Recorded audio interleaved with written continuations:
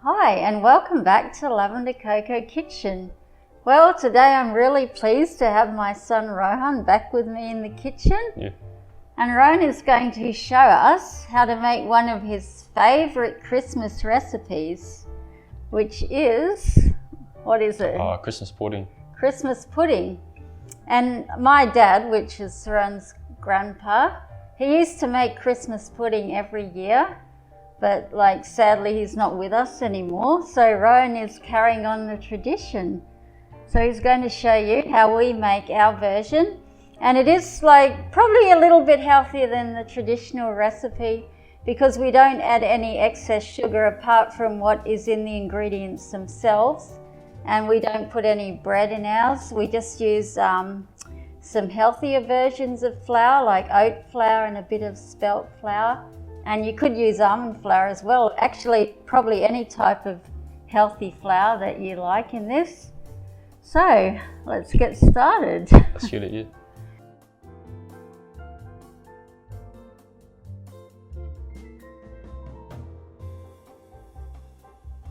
Okay, so Rohan, how about you tell us what sort of dried fruit you like to use? Well, I really like to use ginger and cranberries because they have a really nice sugary taste.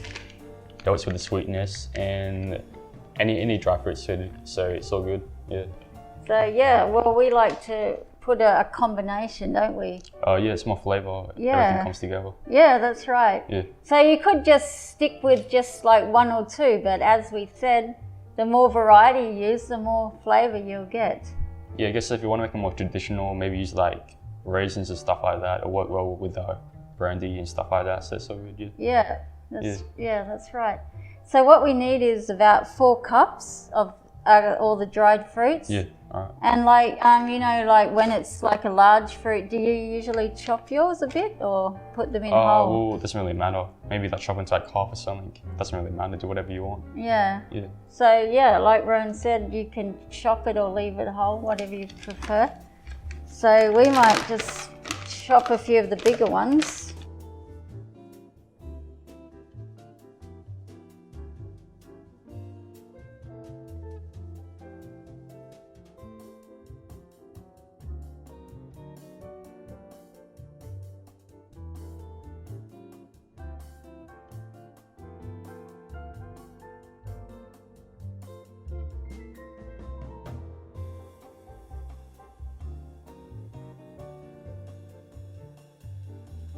We have 4 cups of dried fruit. Yeah. Now for liquid, we need to add 2 cups of liquid. So what liquid do you like to put in? Well, it's juice, lemon, water, and also stuff like alcohol too. You get a better taste, more enhanced taste. Well, that's true. A little bit of alcohol in Christmas pudding actually does enhance the flavour. Remember, Grandpa used to put a lot of brandy in his. Yeah. But we're going to use some whiskey because that's what we have. But also you got to check what alcohol is vegan, because certain brands or certain types aren't actually vegan. So Rohan's done a bit of research, and as far as we know, this brand of whiskey is a vegan one, isn't it? Yeah, it is. Yeah. So it's fine to use a bit of that, but you just have to check those. So how much whiskey do you think we should put in? I don't know, it depends how much you want to taste the apple. So yeah, did you like the alcohol taste in Grandpa's puddings? Yeah, it always tastes good. That's good with ice cream and stuff like that. Yeah, so, that's right, because it is very rich with the alcohol, and of course it gets cooked out, so you're really just getting the flavour. And obviously we don't drink, we only use it at Christmas to make Christmas desserts. Oh, I guess so, yeah. Well, you don't drink, do you? You're not old enough. And I don't drink. Yeah. Well, how about do you think we should put a cup or half a cup? Probably use maybe... Half a cup? Yeah, maybe half a cup, yeah. Yeah, because whiskey is quite strong. Yeah. So we'll put in half a cup of whiskey. Well, I guess you need to taste it, see how I like it. Yeah. And then we'll put in, say, half a cup of orange juice and a cup of water. Oh, yeah. Or more orange juice. Oh, yeah, we'll see. Okay, we'll put in some orange juice.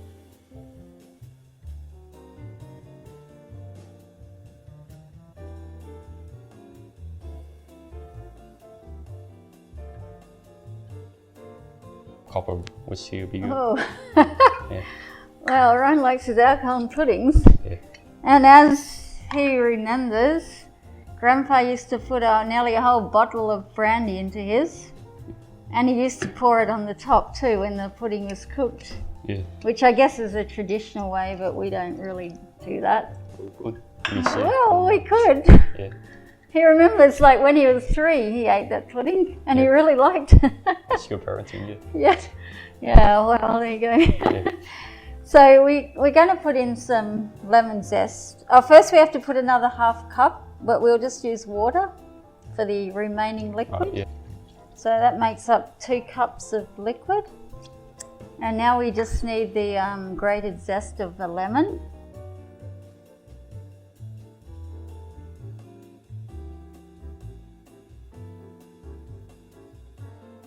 So now, to give it more flavour, what do you suggest? Spices, so we've got cinnamon, ginger, Clove. yeah, that's clove powder, yeah, and I forgot what that is. Oh, that's ginger and that's cardamom. Oh, ginger and cardamom, yeah. And nutmeg, of Oh, no, course. yeah. Yeah. Yeah. So obviously these spices will enhance the flavour a lot. Yeah. You don't have to use them, but we suggest you do because it really does add to the flavour. Yeah, it is it. And of course, as you know, it's got added health benefits. Oh, yeah, I guess so, yeah. Yeah, well.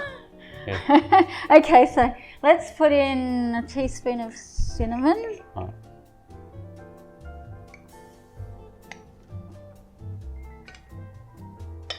Teaspoon of ginger, half a teaspoon of cardamom, as it is a strong flavour.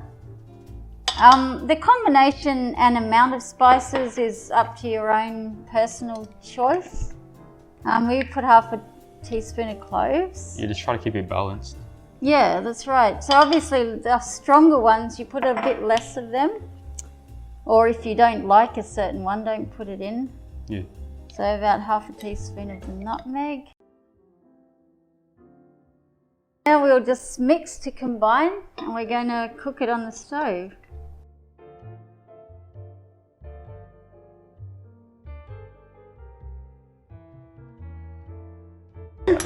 So now, what do you want to do with it now? Alright, so now once it's mixed, just taste it, see if it's alright. So just taste it. Right now it tastes quite nice. I think it should be good, so we can like cook it now, isn't it? Yeah, Should so be do you think there's a good balance of flavours Yeah, I in think there? it's good, yeah. Is there enough whiskey for Yeah, do you? you want to taste it? You know. Well, I can taste the whiskey. Yeah, it is. Yeah, all right, so now we're going to put it on the stove. Right, it has to come to a boil, and then once it's boiling, turn the heat down and just simmer it for 5 minutes. Alright.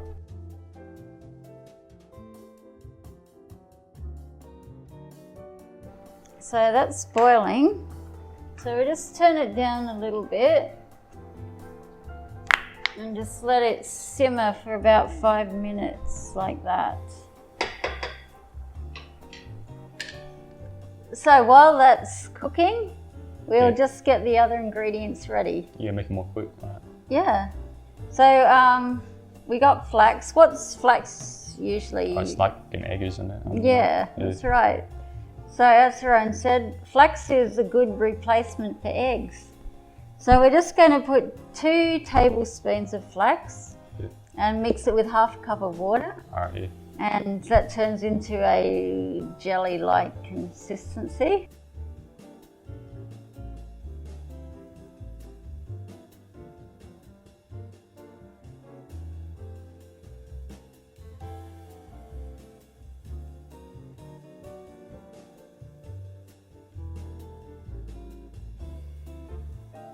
So we're going to need a little bit of flour, 1.5 cups. So we've got here oat flour. Yeah. And why do you like oat flour? Well, it's healthy, I guess. I don't know. Yeah, it's healthy. And it gives you long-lasting energy. Oh, yeah, you go say you need it in the morning if you want. Yeah. Well, oats obviously is a great breakfast. Yeah. So, and if you just put it in the blender, Yeah. you can just make it into a very fine flour, which is great in baking, such as this. Yeah. But let's put in 1 cup of oat flour. All right.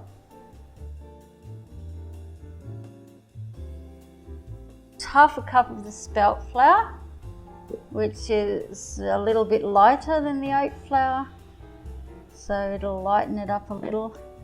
But you could use any other flour, like almond flour, as I said, or any other gluten-free. You can keep it gluten-free if you wish.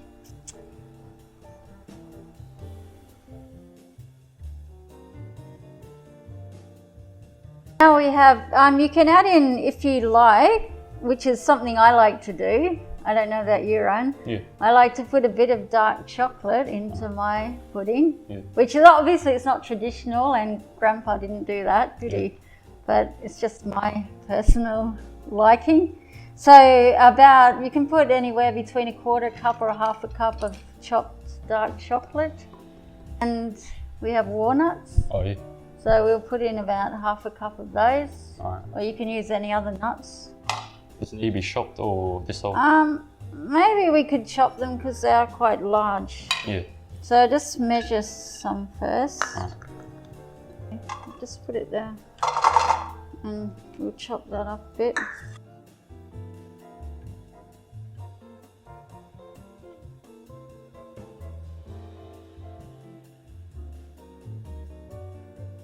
So finally we're going to add a teaspoon of baking powder and baking soda, Yeah. just to help it rise.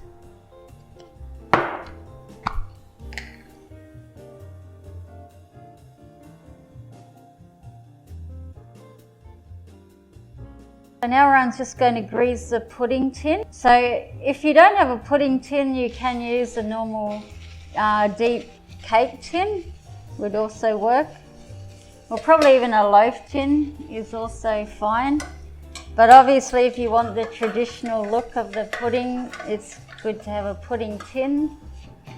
But make sure you grease it really well so that it will obviously come out more easily. Okay.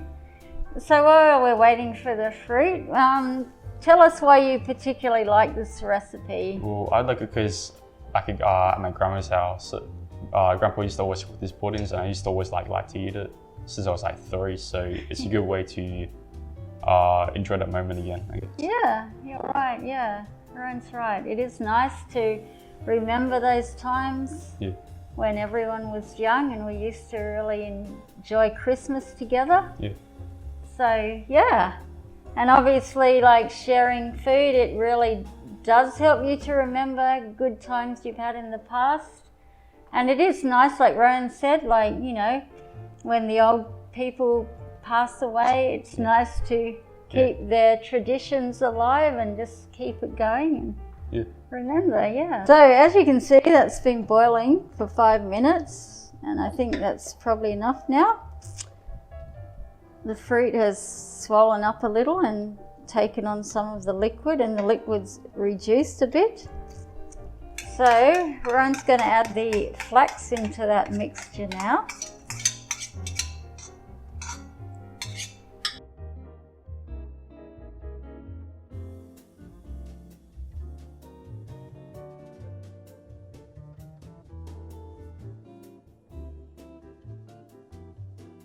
Once the flax is mixed in, we're just going to mix in the remainder of the ingredients. So I like to put it in the car first, it allows it to mix in properly, rather than dumping all the flour in at once. Yeah, that's a good point.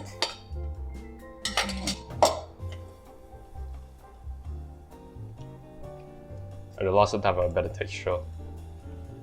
Yeah.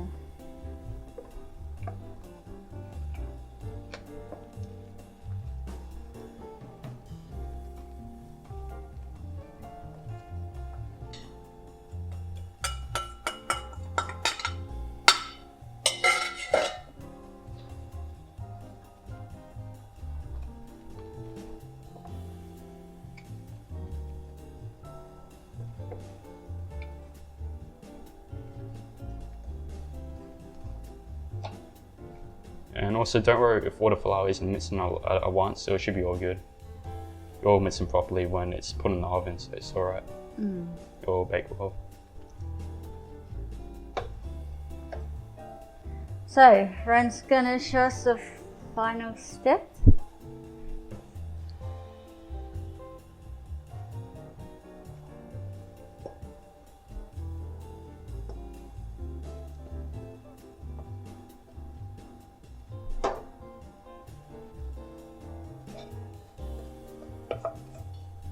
So just press it down and like press it and continue.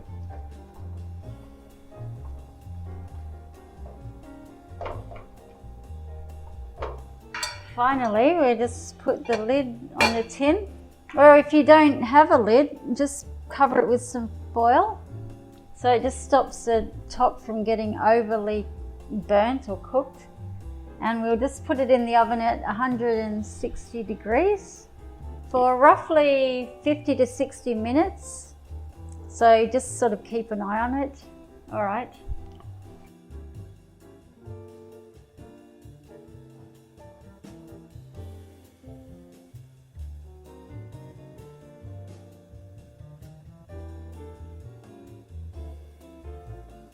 Pudding is cooked and we've taken it out of the oven and cooled it for a few minutes.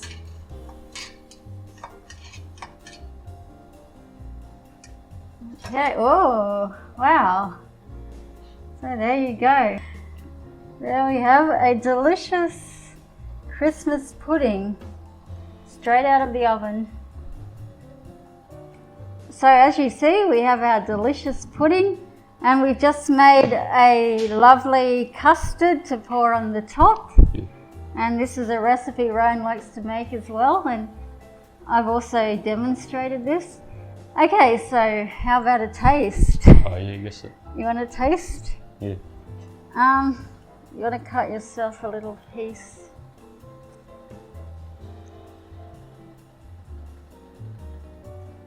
That looks delicious, doesn't it? Yeah. Get your spoon, maybe one for me as well. Let's dig in and see what we think. And get a bit of the custard too.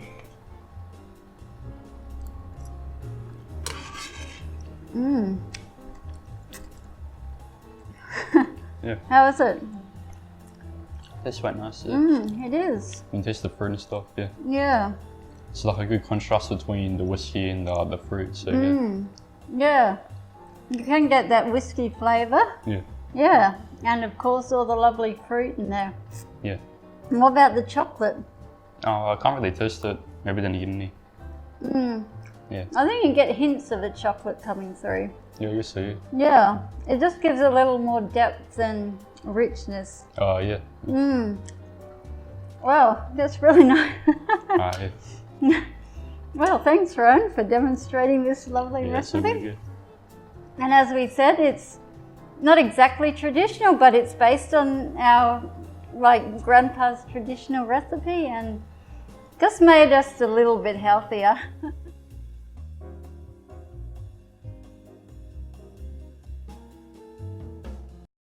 So don't forget to like, comment, subscribe.